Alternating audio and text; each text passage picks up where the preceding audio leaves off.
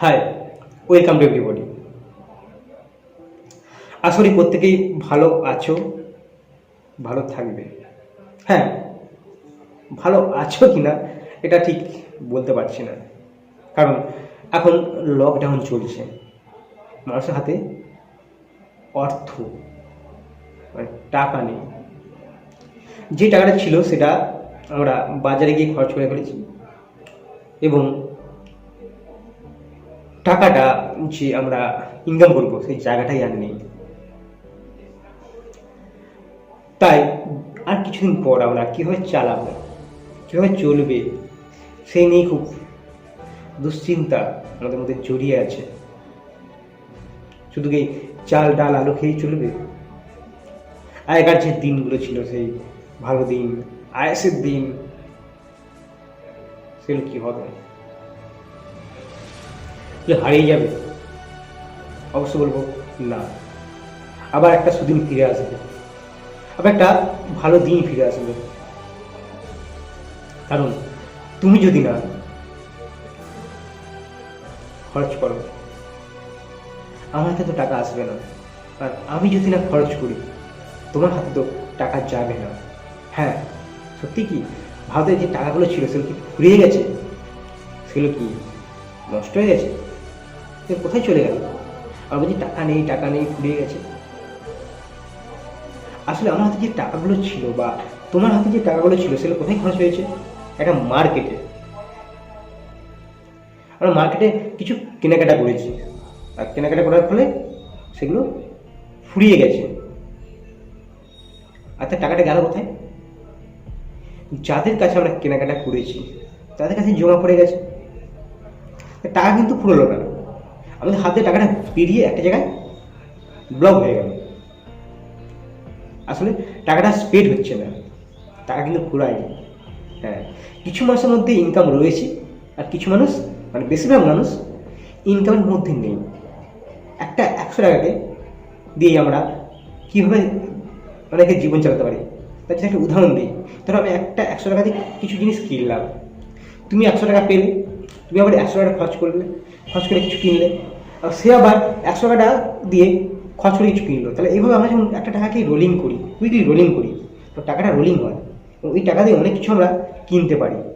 অর্থাৎ তখন টাকাটার মূল্যটা সঠিকভাবে পর্যবেসিত হয়। অর্থাৎ টাকাটার মূল্য তখনই যখন ওই টাকাটাকে আমরা খরচ করি বা রোলিং করি। আর টাকাটা যখন আমি একটা জায়গায় ব্লক করে রেখে দিই, তো টাকাটাতে কিছু কিনা যায় না, এবং মার্কেটে একটা অভাব সৃষ্টি হয়, একটা কৃত্রিম অভাব তৈরি হয়ে যায়। ঠিক আজকে সেই জায়গাটায় আমরা দাঁড়িয়ে আছি, কৃত্রিম অভাব তৈরি হয়েছে। কারণ টাকা স্পেড করতে হলে কী দরকার? কাজ দরকার। হ্যাঁ, আমরা যখন কোনো কাজ করি তার বিনিময়ে পয়সা পাই, আবার সেই পয়সাটাকে আমরা বা টাকাটাকে আমরা কী করি? আমরা খরচ করি মার্কেটে। টাকাটা আমরা ইনকাম করি কাজের দ্বারা। আবার একটা মানুষ তারা ব্যবসা করে টাকাটাকে নিয়ে নেয়, আবার তারাও তাদের প্রয়োজনে টাকাটা খরচ করে। এভাবে টাকাটা রোলিং হয়। কিন্তু যখন একটা সাইড বসে যায়, মানে একটা কাজ বসে যায়, টাকা খরচের জায়গা থাকে না, মানে টাকা ইনকামের জায়গা থাকে না। একটা মানুষ টাকা ইনকাম করছে না, অর্থাৎ একটা মানুষ খরচ করছে না, মানে কিছু মানুষের হাতে টাকাটা রয়ে যাচ্ছে, আর কিছু মানুষের হাতে টাকাটা থাকছে না। টাকাটা স্পিড করাতে হবে, আর স্পিড করার জন্য দরকার উৎপাদন ব্যবস্থা, কাজ। আজ যেটা আজ বন্ধ, সে কারণে টাকাটা রোলিং হচ্ছিল। অর্থাৎ অর্থনৈতিক গাড়িটা আজ বা অর্থনৈতিক চাকাটা আজ থেমে গেছে। তা এখন কী দরকার? এখন অবশ্যই দরকার সরকারের টাকা ছাপানো, টাকা ছাপিয়ে সাধারণ মানুষগুলির হাতে দেওয়া, যাদের হাতে কাজ নেই, যাদের ইনকামের জায়গা নেই। কারণ আমরা যদি দেখি একটা যখন নতুন গাড়ি আবার নতুন করে স্টার্ট করি, তখন কিছুটা তেল বেশি খায়। কোনো দেশ চাইলেই টাকা ছাপাতে পারে না, তাদের যে কোনো দেশ যত সে টাকা ছাপাতে পারত। হ্যাঁ, আর এখন টাকা ছাপাতে গেলে কিছু আর্থিক ক্ষতি হবে, কারণ মুদ্রাস্ফীতি ঘটবে, টাকার মূল্য কমে যাবে। কিন্তু এই মুহূর্তে দাঁড়িয়ে করতে হবে। যদি না করি, কিছু মানুষ বিনা কারণে একটা কৃত্রিম অভাবে মারা যাবে। তারা যন্ত্রণা কষ্টের দুর্দশায় ভুগবে। তাহলে ভারতের টাকা কিন্তু ফুরিয়ে যায়নি, উৎপাদন ব্যবস্থা বন্ধ, তাই টাকাটা একজনের হাতে জমা হয়ে গেছে। অর্থাৎ একজনের হাতে টাকা আছে আর একজনের হাতে নেই, অর্থাৎ টাকার ভ্যালুটা কমে গেছে। আর সেই কারণে বুঝি আমরা সাধারণ মানুষ।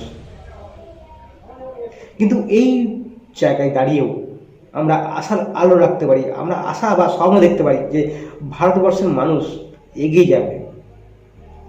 তার জন্য দরকার একটাই মাত্র দিক, এখন আমাদের করোনা ভাইরাসের বিরুদ্ধে খুব কুইকলি রিকভার করা, আমরা খুব কুইকলি করোনা ভাইরাসকে হারিয়ে বেরিয়ে আসা। বেরিয়ে এলে আমরা আবার আগের জায়গায় ফিরে যাবো, কারণ আমাদের ভারতের মাটি রয়েছে, আর যে মাটিতে ফসল ফলে, যেটা আমাদের ভারতবর্ষের মানুষকে চাহিদা পূরণ, ভারতবর্ষের মানুষের চাহিদা পূরণ করেও আমরা বিদেশে এক্সপোর্ট করতে পারি। হ্যাঁ, খাওয়ার অভাব হবে না, কিন্তু হবে কেন হবে? কারণ আমি যে খাদ্যটা কিনব তার জন্য টাকা দরকার, সেটা যদি আমাদের হাতে না আসে হবে অভাবটা। আবার চাষিরা উৎপাদন ব্যবস্থা কমিয়ে দেবে। কেন কমিয়ে দেবে?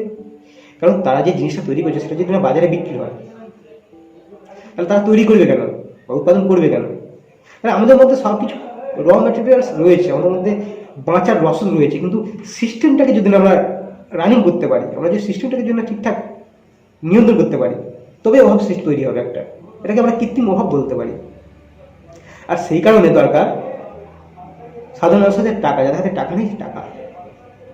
এখন টাকা দিয়ে বাজারটাকে চাঙ্গা রাখতে হবে, এবং কিছুদিন পর বাজারটা অটোমেটিক চলতে থাকবে। কারণ 130 কোটির ভারতবর্ষে বা 130 কোটি মানুষের ভারতবর্ষে চাহিদা রয়েছে, বিভিন্ন চাহিদা। যখন টাকা আসবে হাতে তখন আরও চাহিদা বাড়বে। আমাদের প্রধান চাহিদা খাদ্য, বস্ত্র, বাসস্থান, এটা তো দরকার। সেই জন্য এই ভিত্তিক যে কাজগুলো রয়েছে সেই কাজগুলো তো অবশ্যই চলবে, তাই ওই কাজগুলো করলে মানুষের হাতে আবার টাকাগুলো আসবে।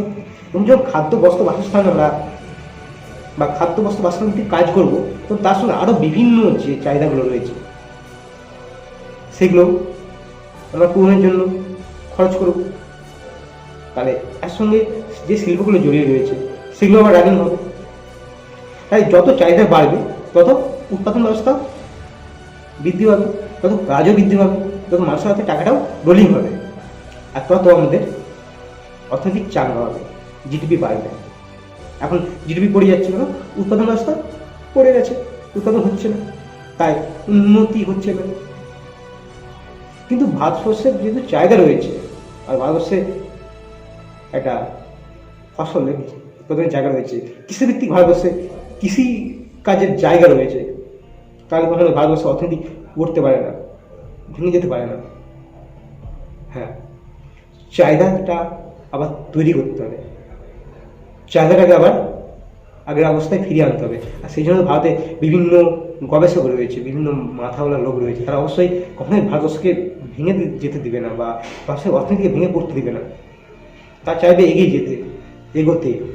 আর বর্তমানে দাঁড়িয়ে গোটা বিশ্বের দিকে তাকালে গোটা বিশ্বের অর্থনীতি আজ ডাউন, গোটা বিশ্বে আজ উৎপাদন ব্যবস্থা ব্যাহত। তাহলে আমরা শুধু একাই পেছিয়ে নেই, সবাই পেছিয়ে রয়েছে।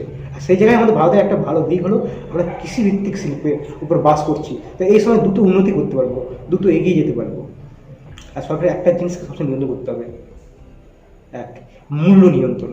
যদি সঠিকভাবে মূল্য নিয়ন্ত্রণ হয়, কোথায় চাহিদা রয়েছে, কোথায় চাহিদা নেই, কোথায় বেশি দামে বা অত্যাধিক কালোবাজারি হচ্ছে, সেটা যদি আমরা নিয়ন্ত্রণ করতে পারি, এবং প্রত্যেকটা মানুষের হাতে যাতে টাকাটা ছড়িয়ে পড়ে, প্রত্যেকটা মানুষের হাতে যাতে টাকা স্প্রেড হয়, প্রত্যেকে যেন টাকাটা পায়, এটাই বলবো। যে যেন সরকার সঠিক পর্যবেক্ষণ ও সঠিক সংক্ষেপ চালিয়ে সঠিকভাবে আর্থিক ব্যবস্থাকে নিয়ন্ত্রণ করে, সঠিকভাবে মূল্য নিয়ন্ত্রণ করে, এবং কোথায় চাহিদা রয়েছে কোথায় নেই সেই দিকগুলোকে দেখে। তো এটা চাহিদা যাতে তৈরি হয় এবং চাহিদা যাতে সৃষ্টি হয় সেই দিকটাকেও দেখা উচিত, এবং যাতে চাহিদা তৈরি হবে সেই জন্য মানুষের টাকা এবং উৎপাদন ব্যবস্থাকে সঠিকভাবে নিয়ন্ত্রণ করা, তারা উৎপাদন করছে তাদের দিকেও দেখা। তাই চাহিদা এবং উৎপাদন এই দুটো দিককে দেখলেই কিন্তু অটোমেটিক অর্থনীতির গাড়ি এগিয়ে যাবে। আমাদের সবাই যদি এই ব্যবস্থা করতে পারে, বা যারা রয়েছে অর্থনীতি দপ্তরে তারা যদি এই জায়গাটাকে ঠিকভাবে দেখতে পারে, ভারতের অর্থনীতি জীবনে ভেঙে পড়বে না এবং ভারতের মানুষ ভয়ে ভুগবে না। প্রত্যেকের হাতে খাবার থাকবে, প্রত্যেকের হাতেই অর্থ থাকবে, তো প্রত্যেকেই এগিয়ে যাবে। তো প্রত্যেকেই খেয়ে পড়ে আমেজ করে বাঁচবে, আশা রাখি বাঁচবে।